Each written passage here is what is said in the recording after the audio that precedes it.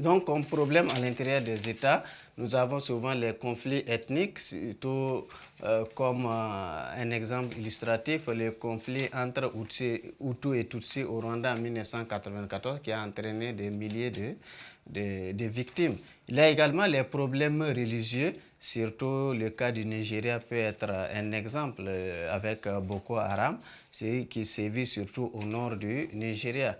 Il y a également le développement des mouvements séparatistes, des rébellions, également les guerres civiles.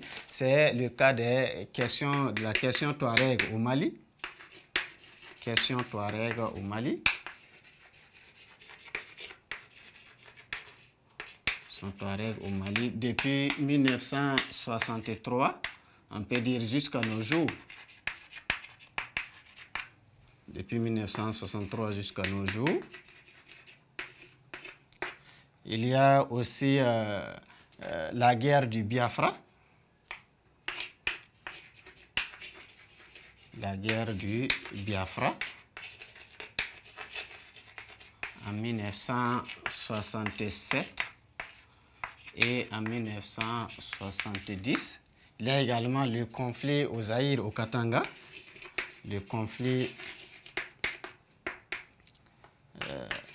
katangais en 1960, etc.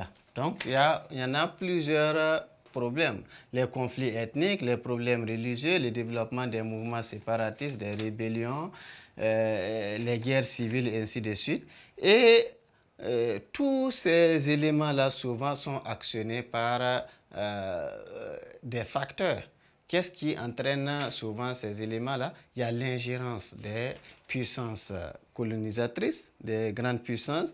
Il y a aussi le manque de démocratie véritable, il y a les élections mal organisées, il y a également le règne des partis uniques qui imposent leur vision, il y a également d'autres problèmes. Donc l'ingérence des puissances colonisatrices, des grandes puissances, il y a également les élections mal organisées, la mauvaise gestion, la malgouvernance, et cela souvent débouche sur des crises et de l'instabilité politique. Cela peut être matérialisé par des coups d'État. Des coups d'État. Ou bien faire naître même des mouvements séparatistes, ou bien des rébellions, ou bien favoriser même le développement d'une certaine violence. Ça peut être le terrorisme.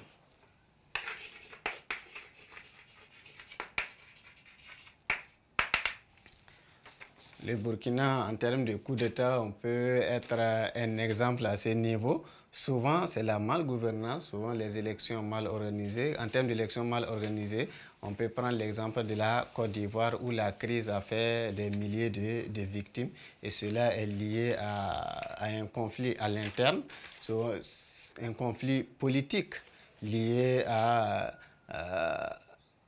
des volets, à plusieurs facettes. Il y a le problème ethnique, il y a également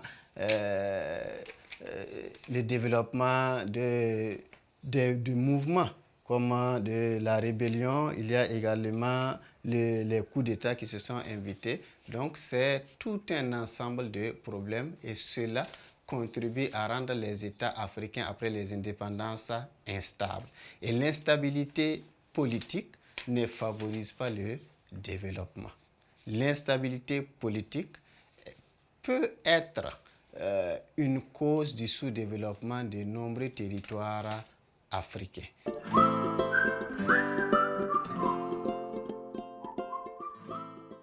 Et jusqu'à présent, cette instabilité politique joue sur la force même du continent sur l'échelle internationale. Donc voici ce que nous pouvons dire de façon très résumée concernant les problèmes à l'intérieur des États, les conflits ethniques. On a pris le cas des Hutus et des Tutsis au Rwanda et cela a débouché sur une crise en 1994 avec les génocides. Il y a les problèmes religieux qui souvent naissent à l'intérieur des États et qui entraînent également des des victimes importantes. On prend le cas de Boko Haram au Nigeria. Il y a le développement des mouvements séparatistes, des rébellions, également le déclenchement des guerres civiles qui entraînent également de nombreux désordres, de l'instabilité politique à l'intérieur des États. Et on a pris le cas de la question Touareg au Mali qui sévit depuis 1963. Et on peut dire jusqu'à nos jours, puisque le problème demeure. Il y a eu la guerre de Biafra, c'est également lié à un mouvement séparatiste. Guerre du Biafra au Nigeria en 1967 et en 1970. Il y a eu également le conflit du Katanga en 1960, ça c'est en RDC actuel, l'ancien Jaïr. Et la plupart du temps, cela est favorisé, cette situation d'instabilité à l'intérieur des États est favorisée par l'ingérence des puissances coloniales ou des grandes puissances. Il y a également le manque de démocratie véritable. Il y a le règne des partis uniques. Il y a également les élections truquées, les élections mal organisées qui débouchent souvent sur des crises difficiles à gérer. Et souvent, ça peut être des coups d'État, ça peut être le terrorisme, ça peut être également d'autres modèles de violence qui vont secouer les différents États après les indépendances. Donc voici un peu ce que nous pouvons dire concernant les problèmes politiques de l'Afrique indépendante. Les problèmes entre les États, c'est essentiellement des problèmes de frontières. Les problèmes à l'intérieur des États, maintenant, c'est tout un palier de problèmes. Donc la leçon prend fin à ce niveau-là. Après l'analyse des problèmes économiques, des problèmes socioculturels, nous venons d'analyser les problèmes politiques de l'Afrique indépendante. Donc nous allons conclure cette leçon à ce niveau-là. Donc en termes de conclusion, nous pouvons dire que plus de 60 ans après les indépendances, les États africains sont toujours confrontés à de nombreux problèmes sur le plan économique, sur le plan socioculturel, mais également sur le plan politique.